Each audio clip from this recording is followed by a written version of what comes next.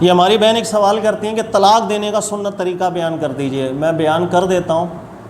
طلاق دینے کا سنت طریقہ یہ ہے، اللہ نے فرمایا یا ایھا النبی اذا طلقتم النساء فطلقوہن لعدتہن واحصوا العدہ، کہ اے نبی جب کبھی طلاق دینے کی نوبت آئے، حاجت آئے، ضرورت آئے تو فطلقوہن، تو عورتوں کو اس طرح طلاق دی جائے لعدتہن کہ اس کی عدت کا خیال رکھتے ہوئے طلاق دی جائے، واحصوا العدہ، اور اس کی عدت کو شمار بھی کیا جائے۔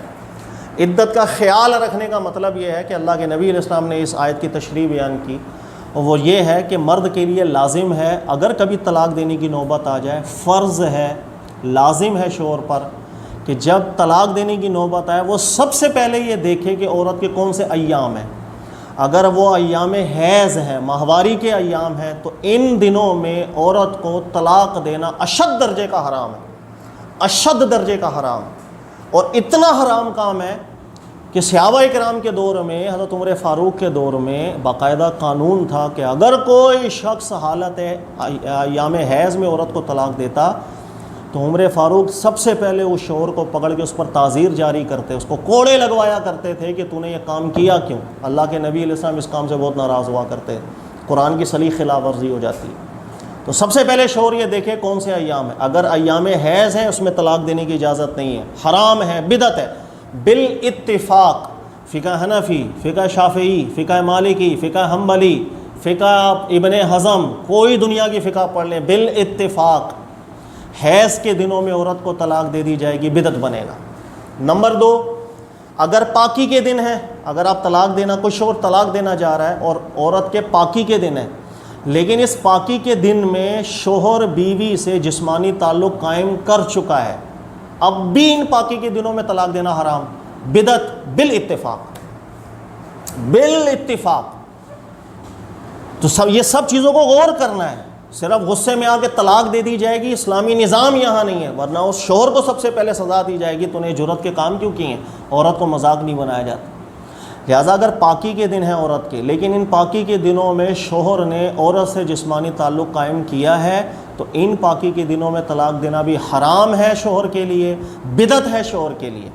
اب وہ انتظار کرے گا کہ پھر ماہواری ہے، اس کے بعد پھر پاکی کے دن آئے، اور اس پاکی کے دنوں کے اندر عورت سے تعلق بھی قائم نہ کیا ہو، اب اس کو آپ نے طلاق دینی ہے، اور صرف ایک طلاق دینی ہے۔ یہ ہے سنت طریقہ۔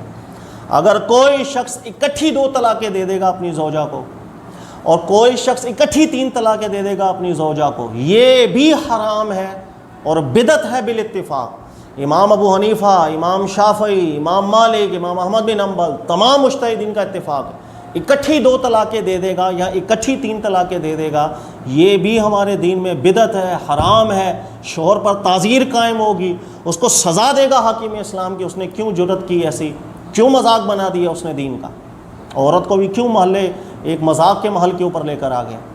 لہذا ذہن میں رکھ لیے گا، سنت طلاق کا طریقہ یہ ہے، اگر شوہر نے طلاق دینی ہے وہ سب سے پہلے دیکھے عورت کے دن کیا ہیں، ایام کیا ہیں۔ اگر ایام حیض ہیں تو رک جائے، ابھی نہیں طلاق دینی، حرام ہے، حاکم سزا دے گا۔ جب پاکی کے دن آئیں اور ان پاکی کے دنوں میں شوہر عورت کے جسمانی تعلق قائم نہ کرے اور اب طلاق دے، وہ بھی صرف ایک، اس کے علاوہ کسی بھی طریقے سے عورت کو طلاق دی جائے گی، وہ سب حرام طلاقیں ہیں، وہ سب بدعت طلاقیں ہیں، حاکم اسلام اس پر سزا جاری کرے گا۔ عمر فاروق کے دور میں یہ قانون تھا۔ ابن حجر عسقلانی نے کتاب الطلاق، آپ پڑھیں گے بخاری کی شرح پر، واضح طور پر لکھا اور صحیح سند کے ساتھ ذکر کیا۔ عمر فاروق کے دور میں قانون تھا، جو خلاف سنت طلاق دیتا حاکم سب سے پہلے تو اس کو تعزیر دیتا کہ طلاق کے معاملے میں عورت کے ساتھ مذاق نہیں کیا جائے۔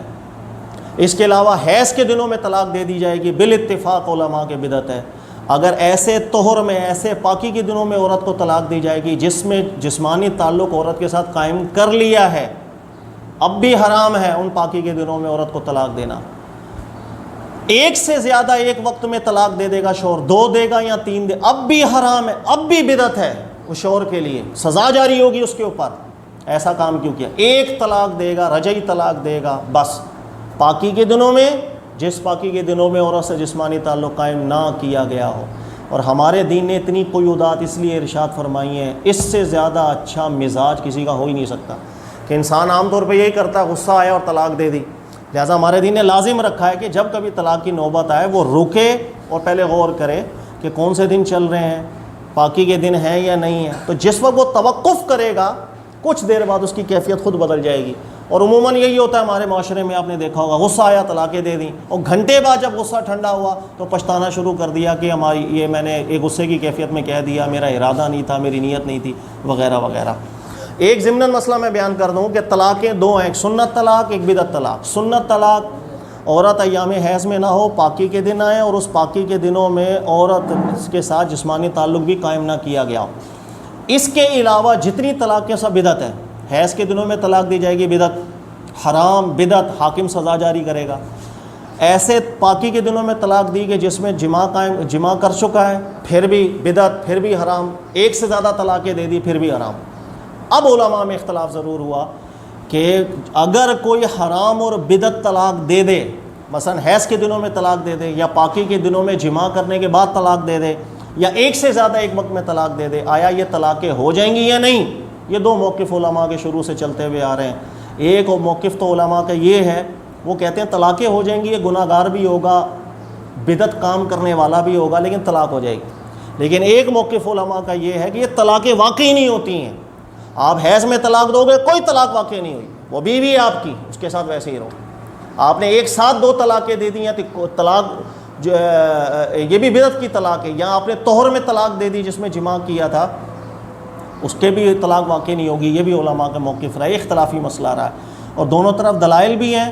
اور اس میں ہماری ترجیح کیا ہے، اس موضوع کے اوپر ہم نے الگ سے بیان بھی ریکارڈ کیا ہوا، وہ سنیے گا کہ طلاق بدعت دینے کی صورت میں درست موقف کیا ہے، استدلال کی حیثیت کے اندر کس پر فتویٰ دینا چاہیے، ورنہ ہمارا ماحول اور معاشرہ کہاں چلا گیا. اللہ تعالیٰ عافیت دے. ضمناً ایک بات اور میں آپ کو بیان کر دوں، ہمارے یہاں بدقسمتی یہ بھی ہے کہ جب اہل علم سے کوئی فون آئے، کوئی رابطہ کرے کہ سر میرے شوہر نے 2 طلاقیں دے دی ہیں، میرے شوہر نے حیض کے دنوں میں طلاق دے دی، تو ہمارے یہاں جس یہ آنسر کر دیا جاتا ہے کہ بھائی یہ طلاق ہو گئی، حیض کے دنوں میں بھی دے گا، طلاق ہو گئی. ایسے جواب نہیں دینے چاہیے. کوئی شخص سوال کرے کہ میں نے ایام حیض میں طلاق دے دی، یا ایک سے زیادہ طلاق دے دی، یا پاکی کے دنوں میں جماع کے بعد طلاق دے دی، سب سے پہلے آپ کو بیان کرنا چاہیے تو نے حرام کام کیا کیوں، یہ بدعت والا فعل تو نے کیا کیوں. یا اسلامی نظام نہیں ہے، ورنہ تجھے حاکم پہلے سزا دیتا. اور یہ قانون آج بھی بننا چاہیے، کیوں نہیں بنتا؟ جو شوہر خلاف شریعت طور پر طلاق دے، ہمارے یہاں تو روزانہ کی بنیاد پر طلاقیں ہو رہی. کون سا شوہر ہے جو دیکھتا ہے کہ کون سے دن چل رہے ہیں کون سے نہیں؟ بس جب لڑائی ہوئی، جھگڑا ہوا، طلاق دی، جان چھڑی اور رشتہ ختم. ایک قانون بننا چاہیے، جو سنت طریقے سے ہٹ کر کے طلاق دے گا اس پر سزا جاری ہو. 6 مہینے کے لیے قید کر دو اس کو، اس شوہر کو سال بھر کے لیے قید کر دو. عقل ٹھکانے آئے ہمارے یہاں لوگوں کے لیے کہ کوئی بھی ایسا نہ ہو کہ غصے کے عالم کے اندر اٹھے اور بیوی کو طلاق دے.